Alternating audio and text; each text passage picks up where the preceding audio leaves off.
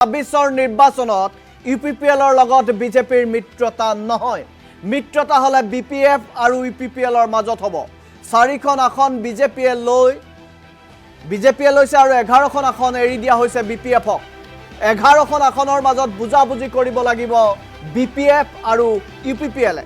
মুখ্যমন্ত্ৰীৰ তাৎপৰ্যপূৰ্ণ মন্তব্য, বড়োভূমিৰ ৰাজনীতিক লৈ গুৰুত্বপূৰ্ণ মন্তব্য কৰিছে মুখ্যমন্ত্ৰী আৰু মুখ্যমন্ত্ৰীৰ মন্তব্যত পৰিস্ফুট হৈছে যে ইউপিপিএলৰ লগত আৰু বিজেপিৰ মিত্ৰতা নহয়। বিপিএফ আৰু ইউপিপিএলৰ মাজত কেতিয়াও নহয় মিত্ৰতা। গতিকে ইউপিপিএলে নিজাববীয়াকৈ নিৰ্বাচন খেলিব, নহলে ইউপিপিএল লগ লাগিব কংগ্ৰেছৰ সৈতে। এটা গুৰুত্বপূৰ্ণ মন্তব্য মুখ্যমন্ত্ৰীয়ে কৰিছে আৰু সেই মন্তব্যৰ ওপৰত প্ৰতিক্ৰিয়া ব্যক্ত কৰিছে প্ৰমোদ বড়োৱে। আমি প্ৰথমে মুখ্যমন্ত্ৰীৰ মন্তব্যটো শুনাই ল'ব বিচাৰিছোঁ।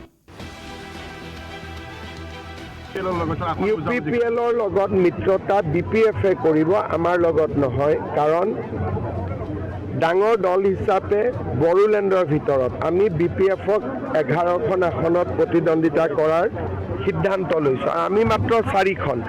এতিয়া যি বুজাবুজি হ'ব 11খনৰ পৰা হ'ব লাগিব। আমাৰতো মাত্ৰ 4খন আৰু আমিতো বুজাবুজি কৰাৰ তাত কোনো স্কোপ নাথাকে। ইউপিপিএলৰ লগত মিত্ৰতা বিপিএফে কৰিব, আমাৰ লগত